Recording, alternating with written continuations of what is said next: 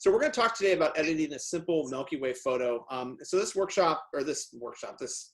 seminar is, for those of you that aren't Offbeat members, is produced in conjunction with Offbeat. And I'll talk a little bit about what that is in just a second. But so a little bit about me, for those of you who don't know me. So I'm from the Seattle, Washington area. I'm born and raised here. Got a wife and 2 little kids that hopefully the kids are watching TV, so hopefully it won't interrupt during this call. I spent pretty much my whole life outdoors, hiking, climbing, backpacking, hunting, photography, that sort of thing. And so it's very much, very much my thing. My focus from a photographic standpoint is really the North Cascades, which is an area north of us, kind of along the Canadian border, and the night sky, and specifically Milky Way. I've got, there's a lot of different disciplines in night sky, but Milky Way is sort of my thing. And so it's a little bit strange maybe for somebody from Seattle to do Milky Way because it's kind of cloudy a lot of times, but it is, when the clouds clear, it's very rewarding. I'll tell you a little bit about Offbeat. Let me get rid of this window here for a second. So this is a community of like-minded photographers from all over the world. So our founders are actually from Canada, but that doesn't mean that we don't have people everywhere. And it's a really great place to go for resources for everything from how to use your camera to all the way up to like experts in their field. And so one of the things I think I like about it is it's really a positive community of folks. Everybody's super supportive. Everybody's super awesome, really. And apparently we were zombie fodder on one of the workshops back in Yellowknife. And so, yeah, it's a lot of fun. So you can learn more about it at this website for those of you that aren't already a member or aren't already familiar. So let's move on to, there we go. So why Milky Way? Let's start with that, which is really like, why bother shooting it? I think there's a bunch of reasons, but these are some of my favorites.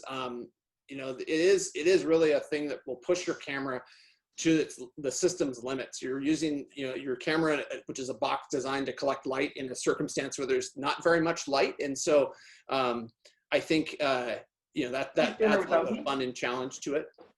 Also it's just really a lot of fun. You can we're having a Jedi lightsaber fight in the middle of the Oregon desert at night under the Milky Way. I mean, that's pretty awesome. I just enjoy that sort of thing. So. Almost looks like we're getting some smoke, eh? Yeah, a little bit. Why edit though? So, and just for the same reason that it's challenging to make, for your camera to operate in this environment, the images that you return when you go out and shoot are going to be, very low signal to noise ratio. They're going to have low dynamic range. They're going to lack contrast color and really that punch that sort of makes them what you want them to be. And so for that reason, editing really is a necessity. It's unlike other forms of photography where you got people that might be really straight out of camera purists. And so that's, I think, plus it's also a lot of fun to sort of bring out the creativity. And so obviously that's what we're gonna talk about today. So I want to talk about the 2 different kinds of Milky Way photography. And what we're gonna focus on in this seminar is single shot Milky Way. And this is the typical thing you probably think of when you go out and shoot Milky Way, which is one exposure, one exposure, one image. You're typically going to shoot it on a wide angle lens, widest aperture you have, a long exposure, like a 30-second exposure, and probably ISO 6400 or maybe higher, depending on or lower, depending on what camera you have. And these are really easy to shoot. They're really easy to process. Well, we'll see how to process them here in just a second. But there's some cons. It's the lowest image quality, the most noise. And comparing that to a composite, where this is really the state of the art in Milky Way photography, where you're shooting multiple exposures, potentially multiple exposures for the sky, potentially multiple exposures for the ground, and then combining them together in Photoshop. This is the way to get the highest and best image quality. It essentially ensures that it's noise free, but they're complex to shoot and they're complex to process. And so for that reason, I always really advise, if you're not already familiar with Milky Way, is go out and shoot single shot first. Learn how to dial in your settings, learn how to focus every time, learn lighting, and then learn the editing process. And once you've mastered that, then move on to composite. And so that's the reason I'm going to focus really on single shot here. Also because most people, I think, are already familiar, or hopefully already familiar with that sort of thing. So without further ado, let's edit. So I am going to jump back out of PowerPoint, and hopefully everybody can see my screen. We're going to jump right into Lightroom. And so what I've got here is a photo that I took earlier this year up at Mount Rainier National Park. I selected this photo not because of its great artistic qualities or anything of that nature, but this is the type of photo that you're probably likely to take if you go out and shoot single shot Milky Way on your own. This is a very popular location. There's lots of people always up there doing this sort of thing. And it's this is more or less what you get. The settings. You guys don't mind muting mics if you don't mind. Thanks. This is, as I said, this is a 16mm shot, wide open, 30 seconds, ISO 6400. And so what we're going to do is we're going to work this photo, and I'm going to show you the process, and we'll go along. And if you have questions, if they're super pressing for what we're looking at, just feel free to unmute and maybe ask. Otherwise, if you don't mind holding them to the end, because there's, I don't want to derail too much, but I'm happy to take questions as well. So the first thing we're going to do is start in Lightroom. In Lightroom, we're going to use as our raw processor. This is the same as if you're using Adobe Camera Raw, the same sort of process, but I think most people, maybe other than Pulsisca, use Lightroom. And so the goal with Lightroom really is to get the image converted from raw with the least destructive operations you can, right? And so we're going to do a relatively few amount of adjustments here in Lightroom, and we're going to do most of them in Photoshop. The first thing we're going to do is over here in the profile, this is a relatively new thing with Lightroom. They've got these new profiles. You can like set it to landscape or portrait and all that. I've been leaving my Milky Way photos at color because I think that the landscape profile does a little bit too much with the saturation at this stage, and so I would suggest you leave it here. So the first thing after we've done that is we're going to get the white balance on this image right. And I want to talk a little bit about that. So a lot of people want sort of that blue sky image, for their Milky Way, like that deep blue that you get with the twilights.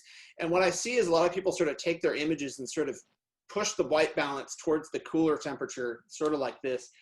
And this is fine, but if you take this too far, or even as far as I've taken it, you're going to lose all the color information. So like in this case, it's nice, it's kind of this cool blue, but we've lost all the color over here in this Milky Way. Conversely, if you take it the other direction, you've got sort of this gross looking orange yellow that I don't really care for. And so my advice with this is to process the white balance from neutral in Lightroom, and we can add color later. I'll show you how to do that. So the easiest way I know to do light balance is to take vibrance and crank it to 100%, take saturation, crank it to 100%. And then what we're going to do is we're going to do fine-grained adjustments. And what we're trying to do is sort of make about an even amount of blue and yellow. So obviously if I take it that way, it's extreme, that way it's too blue.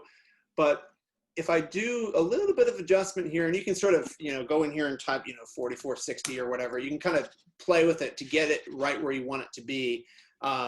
You'll eventually get it to be about even. I'm going to try and get it about even. It looks about right. This is also, we'll talk about this light pollution gradient. So you can see there's this bright yellow area in here, and I want to get rid of that. So I'm going to take a gradient brush and just brush it up like this. We will not have a hue brush. We're going to set this to temp. And then I'm just going to drop the temperature just a little bit. And what this is going to do is eliminate some of that light pollution gradient. Not all of it, because there's still some light pollution here, but enough that it's not so obvious. So once I've done that, I can reset vibrance and saturation back to 0. And now I've got a nice neutral image that I can extract color from, sort of in the cool and the warm in both ways. So the next thing I want to do here in the spirit of keeping it non-destructive is I want to actually, this image is a little underexposed, and I'm actually going to kick the exposure up by a full stop.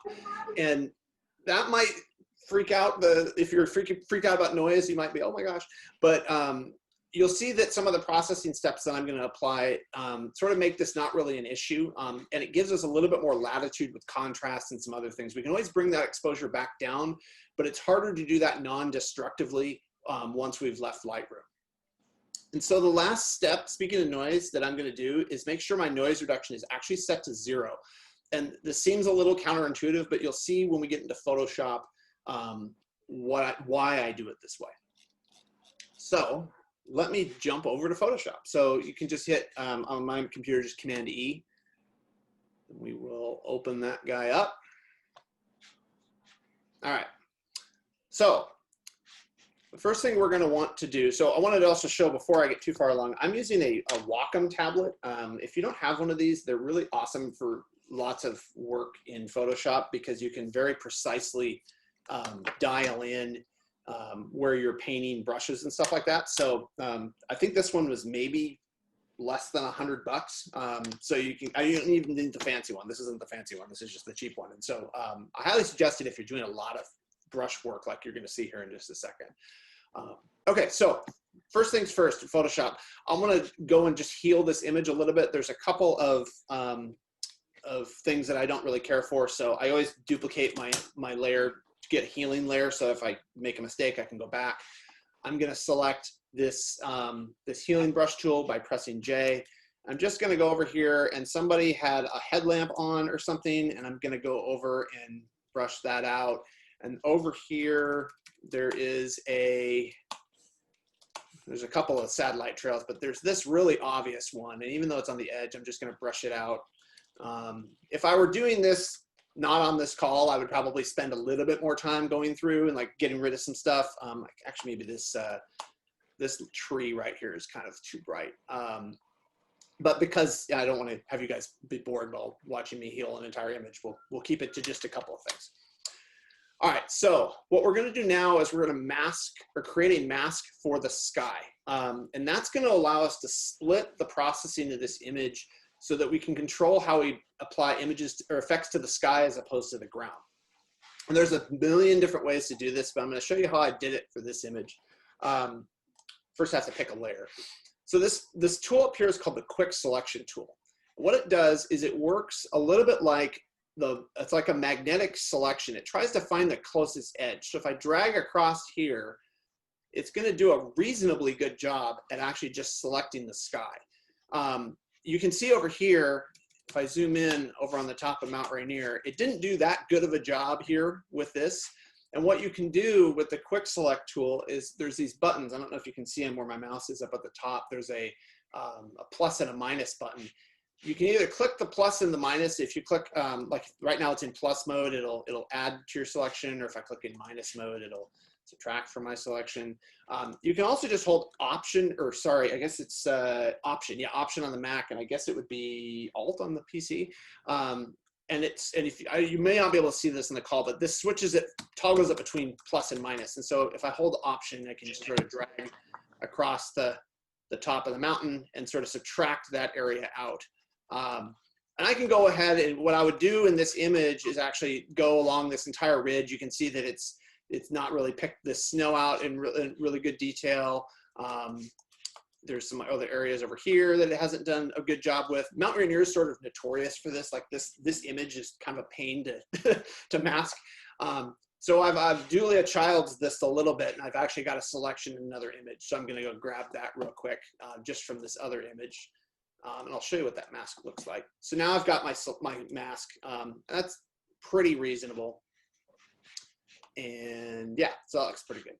So I'm going to go ahead and save this mask off for later as a selection. And if you've never done that before, what you want to do is go to select with your marching ants. I've got my marching ants all over the place. Select, save selection. I'm going to just call it sky. And now what happens is if I go to the channels palette over here in Photoshop, I can see my selection. I've got all of my other channels too, but I can grab it. And if I lose my selection, I can always go back and just Command click on it, and it'll reselect. So that gives me a nice way to sort of grab a mask and use it. And I can edit it there and all that. So I've got my sky mask. The next thing we're going to do is we're going to start injecting some contrast into the sky. And we're going to do that with a dodge and burn layer. I'm using a plugin called Raya Pro, which I think a few of you probably use as well. But there's no need for this plugin if you don't. You can do a dodge and burn layer pretty easily. All this is a 50% gray layer with the soft light blending mode. And then what you do is you use a black and white brush to paint on it. So if I set like a really high opacity brush, where's my brush? There it is. And paint, you can see that like the black darkens it. Whoops, that's not what we want with the brush. The white lightens it. And so what I can do is I'm going to set my opacity down to something like, I don't know, 30%. On my Wacom, I've got the flow control tied to the pen pressure, but it's still helpful to drop the flow down as well. And what I'm going to do is darken everything that I don't want to emphasize and lighten the things that I do. So I want to emphasize the Milky Way, so I'm going to drag in here and sort of paint in some brightness. And then I'm going to hit X, switches back to the black. And I'm going to drag across in here and paint sort of my sky out. If I want to control, like if I made a mistake, for example, if I painted over the mountain like that, what I can actually do is go back to my channel, select it, and that makes sure I won't paint over the top of the mountain, right? So even if I go like this, it's not gonna knock my mountain out. But I'll go over here and dodge or burn this a little bit. I'll do this until I'm sort of satisfied that I've got my Milky Way emphasized. Like there's some stuff down here in the ground that I don't really want, like some of these snow patches aren't really that important. And you can see this looks sort of the same, but if I toggle it off and then back on, like it really, your eye is now starting to get drawn to the Milky Way. And so that's a really good technique to start with. You can always tweak this to your heart's content. So now we're gonna actually go kick the contrast up in the sky. So I'm gonna go back to my channels palette, Command select sky, and choose a contrast adjustment layer right here. And what I want to do is just make a traditional contrast S-curve. Drop it down a little bit in the darks, bring it up in the lights. And you can do this any number of ways you want. You can also grab this little finger thing. If you click on it, it's the dropper, so it'll allow you to grab a specific, ooh, that's gross, a specific region of the exposure curve. So you can say, oh, I want that to be darker, or whatever. And so, you know, you can really customize this to make your contrast really dialed in. But already that's a big improvement, right? Like we've brought out the contrast in the sky and not in the ground, which is why we have the mask. Okay, so once we've done that, what we can do is kick up our color. Oops, I made a mistake. I'll show you the mistake that I made. So I clicked color balance, and I didn't have a selection. So this is going to apply to the entire image, and all I want to actually do is dial in the color for the sky. So I can either delete the layer and redo it, or if I drag this layer and hold down Option, it'll drop, and it'll, oops, actually it's the wrong one. Hold down Command, sorry. Okay, or maybe my keyboard isn't working correctly. There we go, Option. That's the kind of day I'm having. It will copy this layer mask from one to the other. And so that's a good trick to know if you're trying to Hey, I'll see you in a bit. So color balance. So what this is going to do is this is going to allow us to dial in the color in the image. And it's really, so really remember earlier when I talked about the white balance and said, you know, hey, some people like the blue, some people don't. You can really dial in all those effects here, and you can be as creative as you want. So for example, if I want blue in the shadows, I can just take this and drag it over. And what I've done is I've increased the blue, but I haven't gotten rid of the yellow in the Milky Way. So I think with anything else, this sort of less is definitely more with this. So I think, you know, somewhere in the 4 or 5 range is maybe the most I would go with that. Again, I can select the midtones and bring this over maybe to, you know, the 5-ish range. This image might benefit from a little bit. There's a little bit too much green. You can see as I crank the green up, that's probably not what we want. So maybe just a little bit of magenta. Too much and it sort of looks purple, but maybe like a 1, something like that. And then the highlights, the Milky Way is generally like a yellow-orange. And so I think, you know, usually adding a little bit of yellow into it is really good. So if we bring this over to, you know, maybe like 8, 9, 10, somewhere in there. And sometimes the Milky Way looks really good with a little extra color, like a little extra magenta, not too much in the highlights, but maybe like 1, something like that. And so you can see the difference before, after. I'm not sure how well that translates on the call, but it's definitely starting to show a little bit more color. So again, you can be as creative as you want. There's a lot of other ways. If at the end I'll take questions about this if you want, but there's a lot of other ways to do color balance. But this is the one that I usually use because it's pretty easy. So the next thing we're going to do is we're going to make the color pop a little bit more, and we're going to do that with a vibrance and saturation layer. And so I'm not going to make the mistake I made again. I'm just going to hold down Command, and my cursor changes to that little marching ants square. Click on my layer mask. Now I've got it selected. Click on vibrance, this vibrant saturation layer. And so I can just kick these up to something where it doesn't look too bad. I don't want it to be too much, but some is warranted because you're really trying to bring out some of that color in the Milky Way. And again, you can be as creative as you want. You can make it less or more. I mean, I guess you could go black and white if you're so inclined, but I like the color. One thing I'm seeing in this image that I don't particularly care for that you might see in yours is this area here where my circle is. There's a little bit of a red tint, and that some of that's noise and some of that's also just the fact that we've cranked up some of the color a little bit. And so I'm going to show you how to get rid of that as well. So what we can do is we can add another color balance layer.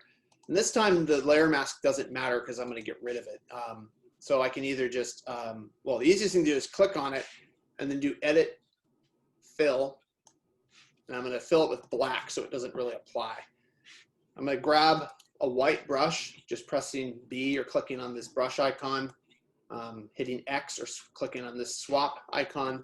And I'm just going to go over here and paint this area. Just, and nothing's going to happen. I'm just going to paint it real quick, just to get something on the screen.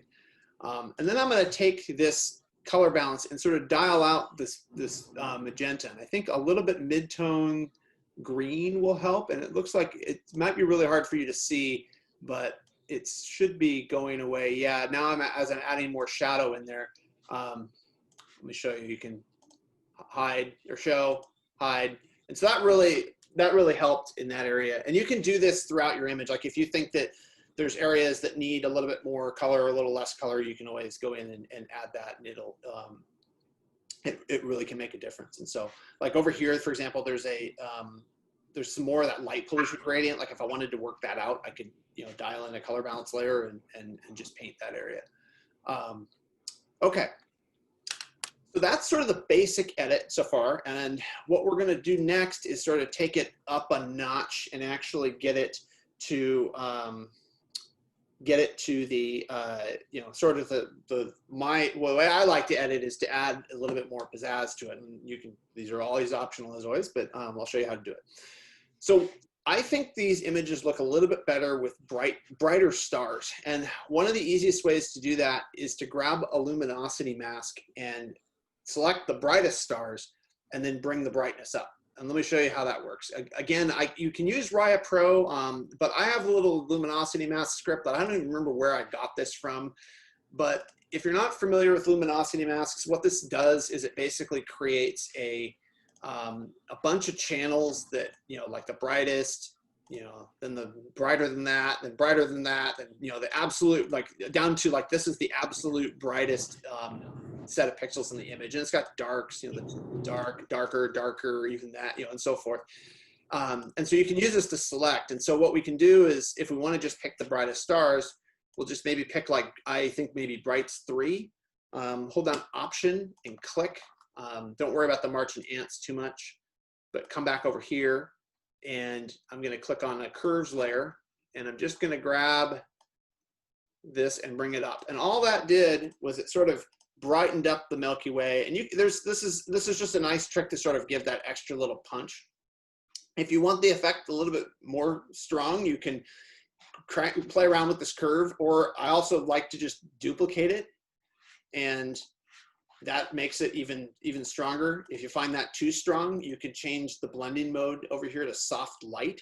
And what that does is it just tones the effect down a little bit, but that's a nice effect. So there's sort of the before, a little bit dull. There's the after, has a little bit more shine, sort of in the brightest areas. Okay, that's looking good for the moment for sky. We're going to come back to some sky stuff here in just a second, but I wanted to also talk a little bit about the ground.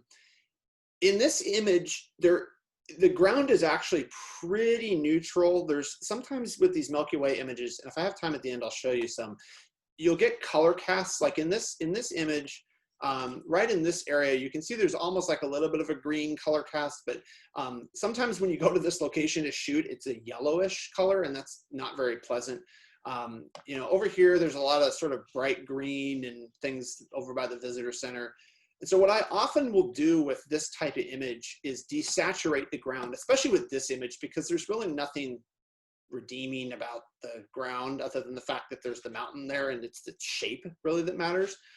So I'm going to go back to my channels, command click sky. I've got my my marching ants, and I'm just going to invert the selection, select inverse.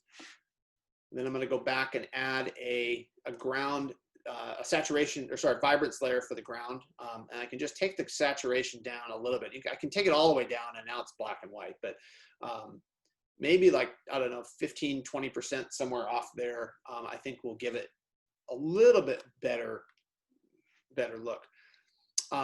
But I also want to actually inject a little bit of that blue, because I think this looks a little funny where it's sort of, I've done this nice blue color in the sky and the ground is a little bit gray. So I'm going to do the same thing, the same type of color balance. I'm going to, again, command click the layer here, click on color balance. And in the shadows, I'm just going to inject a little bit of blue, not much, just a little, and maybe the midtones as well. And again, you can tweak this to sort of make your image look like just like you want. But I think that looks a little bit better because there's just a hint of it. It's not gray, but it's not like overly blue. And I think it adds a little bit to the image. And so there's lots of ways that you can go about tweaking the ground. But I think this is to me, this is the way I like to do it. But again, it's up to you because you've got the mask to do it. You've got a mask that masks the ground, and you've got a mask for the sky, and so you can edit each independently. All right, so with all of that said, there's one more effect I want to show, which sort of gives it that final look, and it will also handle noise, and I'll talk about it here in just a second.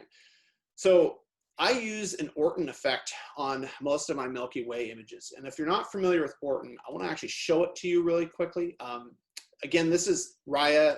You can use anything you want. There's a million different plugins. I think I even have a couple other scripts in here. I just happen to like the Raya one.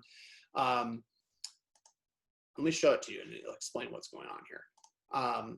So the Orton effect, you can essentially think of as spreading out the color. Essentially what it is a duplicate of all the layers in your image, blurred a little bit, and then layered in such a way that it allows the detail to seep through, but like spreads the color around. And so the thing that's really useful for this for Milky Way is there's not a lot of color in the sky to begin with. Like you're sort of working, especially with single shot, you're sort of working with you know, little points of color, whereas the Orton effect will sort of spread that color out and give you a little bit more of a color punch to it. It's generally a little too strong. Like this looks a little bit too hallucinogenic for me. And so for Milky Way, I always like to dial this down. I mean, 20% opacity maybe over here might be good. Even with that, it's still a nice effect. I mean, I'll show you what it looks like at 100%. It's kind of, you know, clearly that's not what we want. But I think, you know, like at 15 to 20% opacity works really well. And one other gotcha that I've noticed in the past is what you want to do is, if you look at some of these lines in your image, right along in here where the mountain meets the sky, it looks a little hazy. And what you can do is brush that out. So I'm going to add a layer mask to it just by clicking this little layer mask button. Click on the mask itself. I'm going to grab a black brush. So I'm going to go over here, click on the brush, switch back to black. And now I'm going to just very gently paint the edge. And if I paint the edge out, what we end up with is something, and you can do this a couple of times or adjust your opacity and all that. This sort of helps define the clarity on that edge, especially with something like Mount Rainier, where it's like this very clearly defined object on the horizon. Like, it's generally not a very good look to have that fuzziness there. And so that looks better. You can see the mask has that sort of outline or whatnot. And you don't have to be all that precise, but so that's more or less my image. Oh, I wanted to talk about noise reduction. That's one other thing. So I don't noise reduce most of my images in Photoshop, and I'll show you what I would do with this one. But one of the benefits of the Orton effect is it does have a nice effect on noise. I mean, this camera, there is definitely noise in this image, and if you print it large, you'll probably see it. But it's not so objectionable, especially at like web viewing. Like, you're never going to notice the noise, and it's not so objectionable that it's a problem. And the Orton effect really makes this better. You know, it sort of gets rid of some of those like very sharp grain noise issues in the image. And so I like it for that reason as well. So even if you're not using it for the color, like I would probably, even in a black and white image, I actually will use the Orton effect just to sort of smooth some of those pixels out a little bit. But for this image, what I'll probably do, other than just the Orton effect, is I'll actually do a little bit of noise reduction in Lightroom. And so I'll go ahead and save it. It'll kick it back over to Lightroom, and then I can apply some noise reduction, a little bit of sharpening, and then basically it's done. I wanted to show you the before and the after. So here's the before. Looks kind of drab, not that exciting. And here's the after. I think that looks a lot better. Again, you've got a lot of latitude to kind of customize and control how you want this to look. But that's more or less how you do that. Back in Lightroom, I'll just use my Julia Childs version, which is this one. Come on, Lightroom, you can do it. So a little bit, why has Lightroom decided not to do? Anybody have this problem recently where it's decided not to select the photo? Here we go. A little bit of noise reduction I think is helpful. You can sort of, I usually with a 6400 image, I might dial it into like 15 or something like that. Again, you can go back, you can also do this in Photoshop and then use the masks to dial in exactly where you want to apply it. But for this type of image, I think it's okay to just do this. The sky is always going to have a little bit more noise than the ground, but to me it looks a little bit like stars, and so it's not, I don't find it all that objectionable. And again, modern cameras are pretty good. A little bit of sharpening, not very much, because it's, you know, with a little bit of noise, it's going to accentuate that noise. And then there's our image. So I think that's more or less the process that I go through to edit a simple shot. Does anybody have any questions about that process? Let's see how many we have on the call here. Let's see. Go ahead and unmute yourself if you want, and I'm happy to answer some questions or go back over a section if you would like me to show you how to do something again.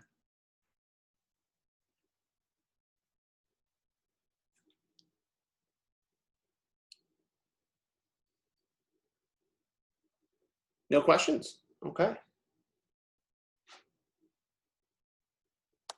Can you hear me? That's a question. There's a question on the chat. Oh, is there? Okay. Let me see. Sorry, I have to pull it up. You talk a little about the shot itself. What were the camera settings? What was your focal point? Was this a single exposure? Yeah, of course. That's no problem with the no mic. This is a single exposure. So the raw is this guy. The settings, this was on the Canon EOS R with the 16-35 Mark III. So it's 16 millimeters, wide open, and 30 seconds at 6400 ISO. So the reason I selected this particular configuration is for single shot, a wider lens lets you expose for longer without star trailing. So let me zoom in and I'll show you what I mean. You can see that some of these stars aren't round. They have a little bit of a, maybe I'll zoom in even further so you can see. They have a little bit of a line thing going on. And that's a result of the Earth moving while my shot was taken. Every time you shoot single shot, you're always going to have trailing. No matter, I mean, I guess if you shot like a very, very brief shot, you'd be okay. But that trailing is just inherent in single shot. And so your shutter speed is a compromise between what you want to gather enough light, but you don't want to gather so much light that you have trails. And so 30 seconds works pretty well for 16 millimeters.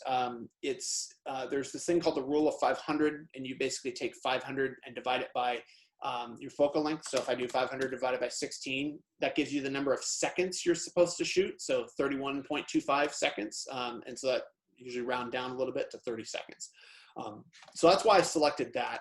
And then on this camera at 30 seconds at 2.8, 6400 gives me enough exposure so that my histogram isn't all jammed over to the left. I actually want to show that really quickly.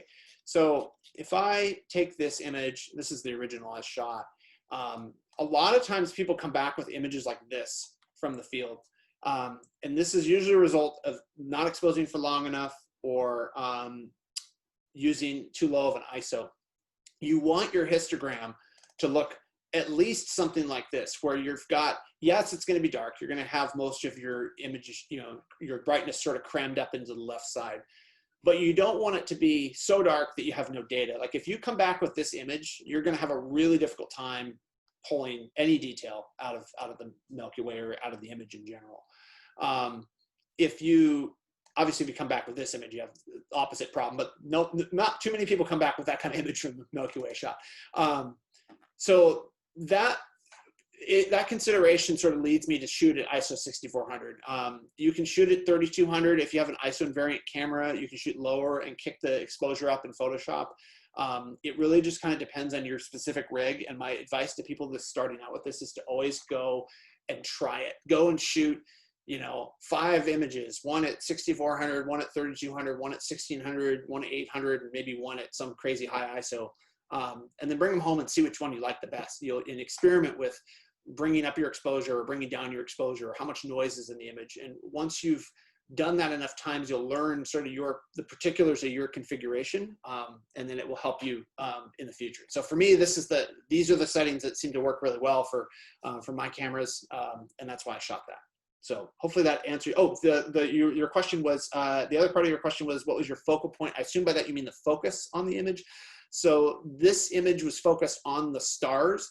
The stars are all sufficiently far away, and the mountain in this particular spot is sufficiently far away that they're going to be about the same in focus. The easiest way to focus is to, I'll post a link, or I'll show a link here that talks about this. But the easiest way to focus at night is to zoom in on your LCD and dial in the focus manually with your on your lens. And so what you would do essentially is go find a bright star, maybe this one or some of these other ones, zoom in with the LCD to like 10x, and then dial that focus back and forth until it's as sharp and as small as you can get it. That's the easiest way to do it. And you really just have to go out and practice to make it really perfect. And so that's what I focused on. For an image where you maybe have another foreground element, maybe you've got like let's see if I have any others in this catalog. No, this one doesn't have this. Maybe like if this rock here, I'll bring the brightness up so you can see. Like if this rock or something over here had something interesting, it was closer to the camera, like I might adjust focus or stack focus. I know that there's a couple tutorials floating around about how to stack focus, but you might have to do some of that because you're shooting at a wide open aperture. You're not going to get as much depth of field. So yeah, hopefully that answers your question about the focus. There's another question in here on this image about bringing down. Any comments about toning down the brightness of the visitor center? Yeah. Yeah, this is pretty bright. This is actually kind of funny because this place usually has maybe 10 times as many people at it. This particular night, I don't know what the deal was, but there's not that many people up there. So it's not as bright as it normally is. The challenge with this in this single shot image is that this whole area is overexposed. So if I go over here to the little arrow, you can see that it turns red. I've got the highlight clipping view on. And that means that I'm not going to be able to recover any information from. So even if I take the highlights all the way, well, that's not going to be helpful, all the way down and, you know, mess with this to the point where like I try to like recover some detail, I'm just not.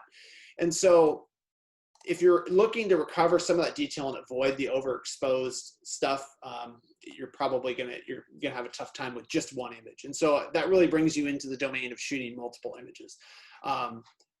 If for this type of thing, what I would probably do is shoot a much shorter exposure image, maybe lower ISO, lower shutter speed, and just for that brightness to sort of get rid of it.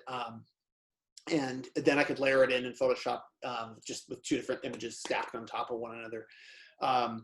That's a little bit beyond the scope of what we're doing, what I'm showing here today, but I know that there's, like I said, some tutorials around. I'll show some resources here about it in just a second as well.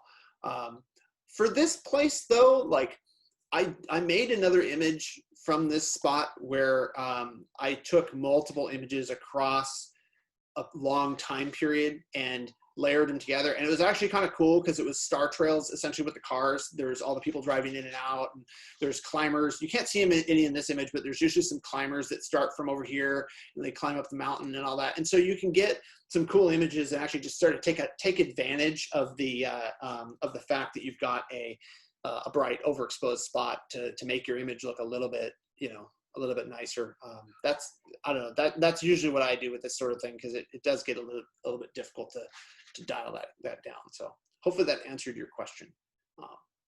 Anybody else have any other questions? Okay, Jack, cool. will September still be a good month to shoot the Milky Way, you think? Or we get into September, yeah. September is, depends on where you are in the world. I know you're in Chicago, if I'm not mistaken. Yep. The challenge with September is that you are competing against the Milky Way setting quickly in the western sky. So I'm in the northern hemisphere. We're sort of at a disadvantage in the northern hemisphere for Milky Way. But if it sets late, then you can end up, well, it depends on the time. It really depends on the moon configuration and which part of September. So I have to go look at, and I'll show the link here in just a second, but I have a calendar. Actually, I might have it up on here. So on my website, I have where is the thing? The trip planner. So I did this last year, and it sort of goes through like some of the best times to shoot. So, you know, right now is sort of actually not a terrible time to shoot, although the full moon's coming up, so maybe not too much. But September 3rd to the 8th wouldn't be a bad time. You've got, you know, and actually even up to the 18th, you're going to have some, you're going to have some ability to shoot. It's just going to be, you're going to want to go right at sunset. Right, and you want to go look to the east and be fast because it'll set. Yep. Does that make sense? Yep, definitely. Yeah. My favorite time to shoot is in the spring. The springtime is when the Milky Way comes up before dawn. It's really kind of a pain because you got to get up really early and get out in the field. But you can get these really cool, like the Milky Way rising over the horizon kind of look. It's a lot of fun, but it's definitely challenging. It's not my suggestion for the first time out. Right. Sure. So. There's a question from Kelly in the chat. Do you ever do any dodging and burning on the actual Milky Way? Well, I showed you a little bit in the Photoshop of the dodge and burn layer here, where I dodged and burned out. Actually, I'll just bring it back to here, where I essentially dodged the sky and the Milky Way down. I don't generally do too much in terms of like burning out the dark horse or dodging the dust lanes and stuff on a wider angle image. On some, if I'm shooting like 100 millimeters or 200 millimeters and I've got like a lot of Milky Way sort of in the image, then I'll go to that for sure. I'll go and dial in like this part right here is usually pretty bright, and I want to get this brighter, I'll dodge that out and burn out the dark horse or some of these dust lanes. And so, yeah, definitely I do. It just depends on the focal length. For this wide angle image, it's kind of not worth it because it kind of doesn't matter. But you could always choose to do it, and maybe you like the results. So. Question from Drew in the chat. Speaking of shooting, how do you choose when to go out? It seems weather is so variable. I'm guessing you're an amateur meteorologist by this point. Yeah, kind of. Weather is kind of a crapshoot here. I choose to go shoot based on well, I really start with what is the phase of the moon and what are my opportunities going to be to shoot.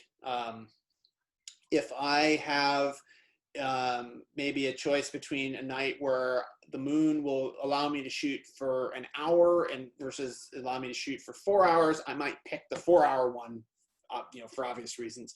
The moon is really is going to affect you quite a bit. If the moon comes up and you're in the middle of your Milky Way session, it can wash out the Milky Way and make it very, very difficult to get really good quality imaging. And so you generally want to go when it's new moon or when there's no moon at the time you're going to be shooting.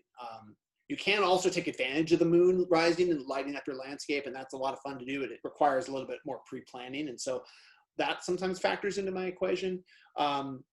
As far as like the specific time, I sort of in my head, like the calendar I just showed you, I sort of in my head think, okay, well, this is going to be a good time. Let me look for a good weather window in there. And if a weather window appears, I usually try and take advantage of it.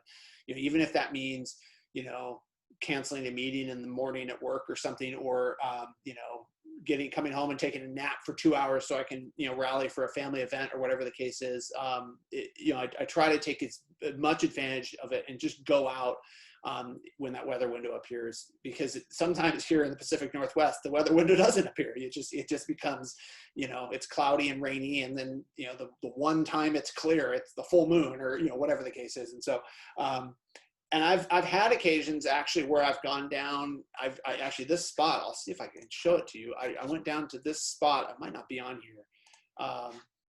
And it was just now, I'll have to dig it up. I'll send it to you, Drew. But I've gone down to it's around here expecting it to be clear, and it's cloudy and whatnot. But sometimes those can be the most fun nights. Like the image I was looking for was an image with the clouds and the moon and the stars and these clouds sort of moving through and the moon lighting up the mountain. Terrible Milky Way conditions, but I got a cool shot out of it, and so that was a lot of fun. As far as weather, I am a little bit of an amateur meteorologist. I pay way too much attention to the weather during Milky Way season. So yeah, it definitely can be kind of exciting in that sense. Let me jump over real quick to my last couple, oh crap, that's not what I wanted. My last couple slides. So a couple more resources. I showed you a little bit of this. The first one, the Learning Center. So on my website, I've got a couple articles that might be of interest if you're getting started, like getting started with night sky photography. It kind of walks you through some of the field basics. And then processing a single shot Milky Way photo is similar sort of process to what I just showed here, where I'm walking through the editing of a Milky Way photo started from start to finish. And there's some other stuff on there too, and I'm always adding more. So if you see something you want me to address, like just shoot me an email. I also wrote an ebook a couple years ago, and I update it every year, and it covers this topic specifically. So there's a bunch of examples. I cover everything from picking gear all the way up to like actually shooting composites and tracking and stacking and doing all the hard stuff. And so it's a pretty cool resource. People that have got it have really given me really positive feedback about it, and so you can go check that out. There's a discount code here if you want to use it. I think it's 20% off. That's a cool resource. And then as always, I guess, thank you guys for showing up. I appreciate you guys taking the time. Hopefully I was entertaining and educational. Yeah,